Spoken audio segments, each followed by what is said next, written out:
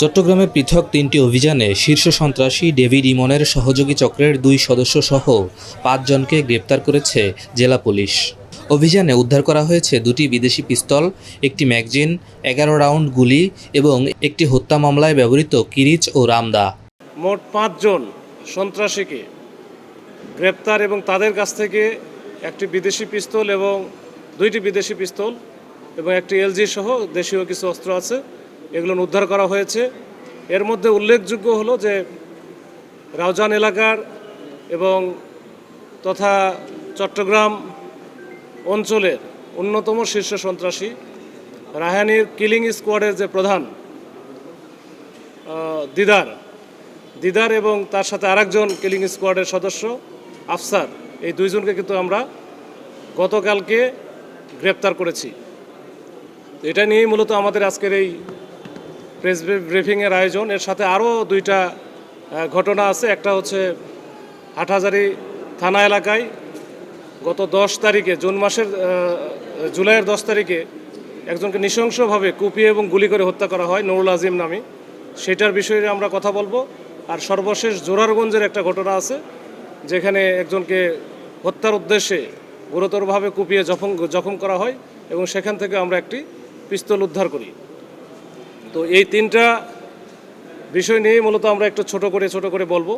প্রথমেই আমি রাউজান এলাকার যে আলোচিত যুবদল নেতা মাসুদ চৌধুরীকে হত্যা করা হয়েছিল গত 14 জুন। এই আপনারা জানেন, সেখানে তাকে পাহাড়তলি এলাকায় প্রকাশ্য দিবালোকে দুপুর আনুমানিক 12টা বা 12:15টার দিকে কয়েকজন সন্ত্রাসী এসে প্রকাশ্যে একেবারে শত শত লোকের সামনে গুলি করে হত্যা করা হয় এবং সেই ভিডিওটা সব দিকে ভাইরাল হয়ে যায় এবং সেখানে কয়েকজনকে 4-5 জনকে অস্ত্র হাতে গুলি করতে দেখা যায়। সেই অস্ত্র হাতে যাদের গুলি করতে দেখা যায় এদের মধ্যে 2 জন ছিল এই দিদার এবং আফসার, যাদের হাতে একজনের হাতে পিস্তল ছিল আর একজনের হাতে এলএমজি টাইপের ছিল। তো এই 2 জনকে কিন্তু আমরা আজকে গ্রেপ্তার করেছি। এই দিদারের নামে মামলা আছে, প্রায় 13টার মতো মামলা আছে। আফসারের নামে ওরকম 8টার মতো মামলা আছে এবং সেগুলো সবই মোটামুটি হত্যা থেকে শুরু করে চাঁদাবাজি, সন্ত্রাসী বা অবৈধ অস্ত্র আইনে মামলা আছে এবং এগুলো তারা করে থাকে সাধারণত চট্টগ্রাম মহানগরী এলাকা থেকে শুরু করে রাউজান, রাঙ্গুনিয়া, ফটিকছড়ি, হাটহাজারী এই এলাকায় তাদের মূলত আধিপত্য। তো এই 2 জনকে আমরা গতকালকেই সীতাকুণ্ড এলাকার যে শীতলপুর নামক জায়গা আছে ওইখানে আমরা চেকপোস্ট বসিয়ে এই 2 জনকে গ্রেপ্তার করেছি এবং তাদের আগে আরও অন্য আরেকটা গাড়িতে হয়তো আরও অন্য সন্ত্রাসীরা ছিল, তাদেরকে আমরা আসলে একটা ধরতে গিয়ে আরেকটা আমরা মিস করে ফেলেছি। তো এইটাও আসলে আমরা তো এমনি বা হুট করে আমি ওইখানে গিয়ে চেকপোস্ট বসাইনি, নিশ্চয়ই এটা আপনারা বুঝতে পেরেছেন। আমরা এই সন্ত্রাসী বা যারা চাঁদাবাজ আছেন এবং যারা বিভিন্ন রকমের অপরাধ কর্মের সাথে জড়িত তাদের পিছনে এই জেলা গোয়েন্দা পুলিশ এবং তথা জেলা পুলিশ আমরা কিন্তু একেবারে লেগে আছি এবং তাদের বিরুদ্ধে ধারাবাহিকভাবে অভিযান চলছে, এখনও চলছে এবং চলবে। তো আমরা চাই যে এই চট্টগ্রাম অঞ্চলকে সন্ত্রাসমুক্ত করতে। অন্যদিকে হাটহাজারীর আলোচিত নুরুল আজিম হত্যা মামলার প্রধান আসামি দিদারুল আলমকে দীর্ঘদিনের গোয়েন্দা নজরদারির পর ঢাকার কেরানীগঞ্জ থেকে গ্রেপ্তার করা হয়েছে। নুরুল আজিম নামে একজন ব্যক্তি ছিলেন, উনি স্বাভাবিকভাবে তার সাংসারিক কাজকর্ম করে থাকেন। তো তার সাথে একটা বিরোধের জের ধরে, তাদের পারিবারিক একটা বিরোধ এবং সেখান থেকে একটা বড় বিরোধের জের ধরে ওইখানে আবার একটা সন্ত্রাসী আছে, একজন না কয়েকজন, এর মধ্যে একজন হচ্ছে অন্যতম হচ্ছে আরেকজন দিদার, তার নামও দিদারুল আলম এবং তার সাথে আরেকজন আছে মোর্শেদ ওরফে আকিল। এই মোর্শেদ ওরফে আকিল এই 2 জনে কিন্তু খুবই দুর্ধর্ষ।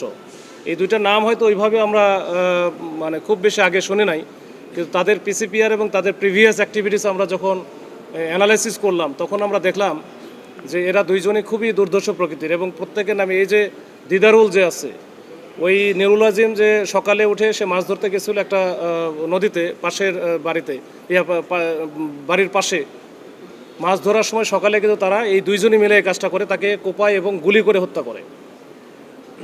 তো এই দিদারুল আলমের আমরা পিসিপিআর যাচাই করে দেখলাম যে তার নামে 6টা শুধু সাজা ওয়ারেন্টি আছে, যেটা কোর্ট থেকে বিভিন্ন মামলায় সাজা হয়েছে, এরকম 6টা সাজা ওয়ারেন্টি আছে।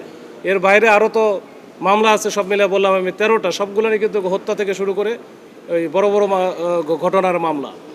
এর সাথে মোর্শেদ যেটা ছিল সে আরও বেশি সিরিয়াস এবং সে অ্যাডিক্টেডও, মানে এরা খুব বেশি কিছু লাগে না, 10,000 15,000 টাকা দিলেই কিন্তু মোটামুটি একটা বড় ধরনের ঘটনা ঘটাতে এরা কোনো রকম কুণ্ঠাবোধ করে না।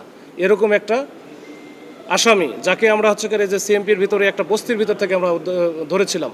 তো ওই সময় আমরা এটা নিয়ে ব্রিফ করে নেই, যেহেতু আমরা ওই মামলাটার অর্ধেক কাজ করেছিলাম। পরবর্তীতে কালকে যখন আমরা দেখলাম যে সে কেরানীগঞ্জে এখান থেকে ঘটনাটা করার পরে ঘটানোর পরে সে কিন্তু এলাকা ত্যাগ করে, এবং ত্যাগ করে সে ঢাকাতে প্রথমে যায় এবং ওখানে একটা কেরানীগঞ্জ এলাকাটা বাসা নেয়। পরবর্তীতে আমরা যেহেতু তাদের সাথে তাদের পিছনে লেগেছিলাম, আমরা বুঝতে পারি যে কোন বাসা বা কোথায় সে নিয়েছে। ওইটা সূত্র ধরেই কিন্তু আমরা গতকালকে একটা অভিযান পরিচালনা করা হয় 2 দিন ব্যাপী, ওইখানে আমাদের টিম ছিল। তো গতকালকে আমরা তাকে তার বাসায় যখনই ঢোকে তখন কিন্তু আমরা পেয়ে যাই। তো তাই এই দুইজনকে আমরা পাওয়ার পরে সে যে অস্ত্রটা ব্যবহার করেছিল সে এবং এই যে মোর্শেদ ওরফে আকিল, এই যে এলজি যেটা আছে এটাতে গুলি করেছিল, এই সেম এলজি সে কিন্তু নিজের তার দেখানোর মতো কিন্তু আমরা উদ্ধার করেছি। আর আরেকটা যেটা, এটা জোরারগঞ্জ এলাকার একটা ঘটনা। এখানেও একজন ব্যক্তি, ওনার নাম হচ্ছে এটা হিঙ্গিউলি ইউনিয়নের নাজিম। এই নাজিমকে গুরুতরভাবে কোপাইছে। পরবর্তীতে তাকে হাসপাতালে নেওয়ার পরে সে এখনও পর্যন্ত সুস্থ আছে, তবে সে খুবই গ্রিভিয়াস হার্ট বা গ্রিভিয়াস ইনজুরি হয়েছে তার মধ্যে। তো এই ঘটনায় আমরা দুইজনকে, বোরহান এবং রনি নামে দুইজনকে আমরা গ্রেপ্তার করেছি, এবং তাদের দেখানো মতে একটা পিস্তল কিন্তু উদ্ধার করা হয়েছে, তার সাথে কয়েক রাউন্ড গুলিও ছিল। তো এই যে তাদের কাছ থেকে একটা পিস্তল, কয়েক রাউন্ড গুলি, নুরুল আজিম যেটা আছে এই হত্যার যে প্রধান আসামি দিদার, তার কাছ থেকে একটা এলজি, এবং তার আগে যেটা আমি বললাম রাউজান এলাকার অন্যতম শীর্ষ সন্ত্রাসী বা কিলিং স্কোয়াডের প্রধান বলা যায় দিদার, তার কাছ থেকে আমরা তার দেখানো মতো একটা বিদেশি পিস্তল আমরা কিন্তু রাউজান এলাকা থেকে উদ্ধার করেছি।